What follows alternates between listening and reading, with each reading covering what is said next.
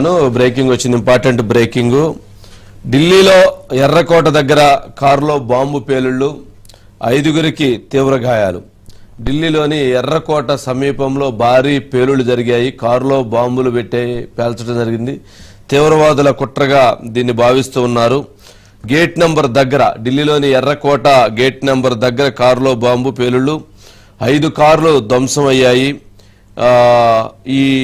ఈ సంఘటన అసలు ఏంటి అనే దాని మీద పూర్తిగా మన విజువల్స్ కూడా చూడొచ్చు, ఎక్స్క్లూజివ్గా ఆ విజువల్స్ చూడొచ్చు. ఢిల్లీలోని ఎర్రకోట సమీపంలో మెట్రో స్టేషన్ గేట్ 1 ఆపోజిట్లో ఈ సంఘటన చోటు చేసుకుంది. మనం చూస్తున్న విజువల్స్, కారులో అక్కడ బాంబు పేలుళ్లు జరిగిన సంఘటనలో చెల్లాచెదురుగా పడిపోయి ఉన్నాయి. అక్కడ ఆ విజువల్స్లో చూస్తుంటే ఆ కార్లు తగలబడిపోతున్నటువంటి దృశ్యాలు కూడా మనం చూడొచ్చు ఎక్స్క్లూజివ్గా. గాయాలైనటువంటి వారు అదిగో అక్కడ కనిపిస్తున్నారు. గాయాలైనటువంటి వారిని పాపం అక్కడ ఉన్నటువంటి జనం పక్కకి తీసుకెళ్తున్నటువంటి దృశ్యాలను కూడా మనం చూస్తున్నాం. ఇప్పుడే జరిగినటువంటి సంఘటన మొత్తం ఢిల్లీలో ఇప్పుడు హై అలర్ట్ ప్రకటించినటువంటి పరిస్థితి ఏర్పడింది. ఎర్రకోట దగ్గర జరిగినటువంటి ఈ బాంబు పేలుళ్ల వెనక ఎవరి పాత్ర ఉంది అనే దానిపైన పూర్తి స్థాయిలో విచారణ మొదలుపెట్టినట్టున్నారు. ప్రస్తుతం అక్కడ అంశానికి సంబంధించి ఢిల్లీ నుంచి కరెస్పాండెంట్ శిరీష్ ఉన్నారు. శిరీష్,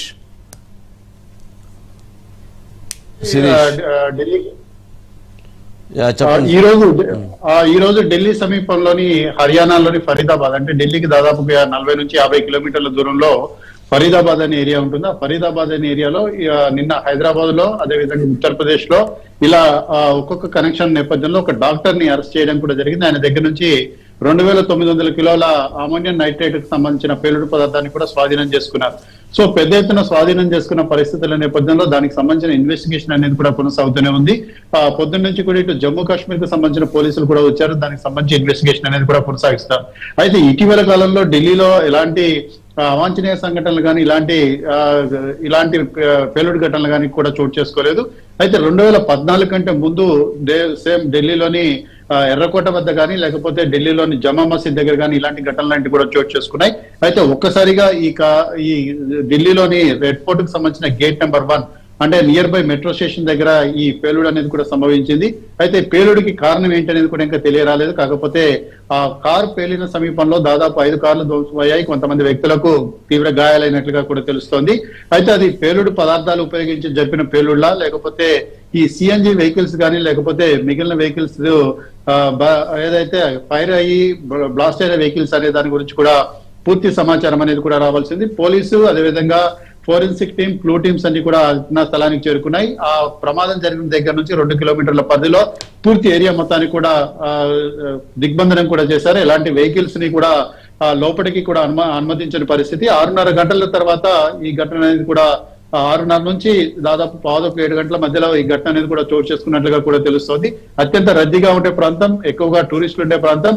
ఆ ప్రాంతానికి సమీపంలోనే చాందినీ చౌక్ కానీ లేకపోతే మిగిలిన జమా మసీదు ఈ ఏరియాలన్నీ కూడా ఉంటాయి. ఇవి హెవీ ట్రాఫిక్ తో కూడిన ఏరియాలు, పెద్దగా జనసమ్మర్దం ఉన్న ఏరియాలు, అదేవిధంగా మార్కెట్ ఏరియాలు. కాబట్టి అసలు ఈ పేలుడు ఘటనకు కారణం ఎవరు అనే దాని గురించి తెలియాల్సి ఉంది. అయితే ఈ రోజు దాదాపు 2-3 రోజుల నుంచి ఏదైతే జమ్మూ కాశ్మీర్ వ్యాప్తంగా జైళ్లలో తనిఖీలు లాంటివి కూడా నిర్వహించారో, ఆ తనిఖీలలో వచ్చిన ఇన్పుట్ ఆధారంగా దేశవ్యాప్తంగా వివిధ వ్యక్తులను అరెస్ట్ చేసి విచారించడం కూడా జరుగుతుంది. ఒక పెద్ద గ్రూప్ అనేది కూడా ఏర్పడింది. ఆ గ్రూప్ అనేది భారతదేశంలో విధ్వంసానికి కుట్రలు పన్నుతోంది అని చెప్పేసి కూడా సమాచారం వస్తున్న నేపథ్యంలో ఒక్కొక్కరిని కూడా అదుపులోకి తీసుకుని విచారిస్తున్నారు.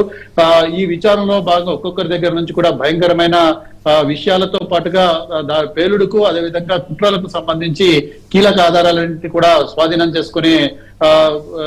చేసుకున్నారు. ఇంకా ఇన్వెస్టిగేషన్ అనేది కూడా కొనసాగుతోంది.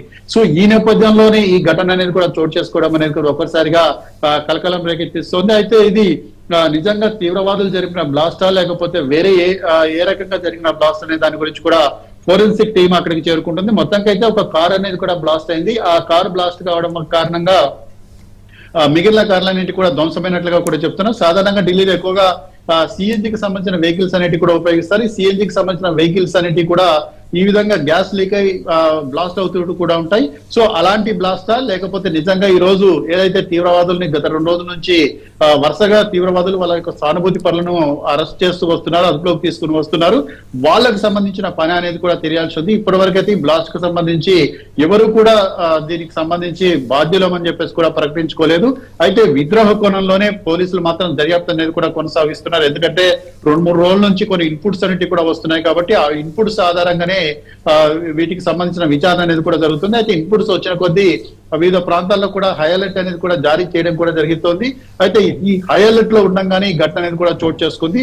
సో దీనికి సంబంధించి అసలు పోలీసులు ఇన్వెస్టిగేషన్ అనేది కూడా చేస్తున్నారు. చుట్టుపక్కల ఉన్న సీసీ కెమెరా ఫుటేజ్ కానీ లేకపోతే ఈ అనుమానిత వ్యక్తులు ఎవరైనా ఉన్నారా, లేకపోతే ఆ కారుకు సంబంధించి ఎవరైనా ఇంతకు ముందే చూసారా, అదేవిధంగా ఆ కారు ఏ నెంబర్ ప్లేట్ గల కారు, దానికి సంబంధించిన ఓనర్ ఎవరు, అదేవిధంగా స్క్రాప్ లో కొన్న కారా లేకపోతే నిజంగా దానికి సంబంధించిన ఓనర్ ఎవరు అనే దాని కోణంలో కూడా దర్యాప్తు అనేది కూడా జరుగుతుంది. సో ప్రాథమిక దర్యాప్తు అనేది కూడా కంప్లీట్ అయితే తప్ప ఒక కంక్లూజన్ కి వచ్చే అవకాశం కూడా లేదు.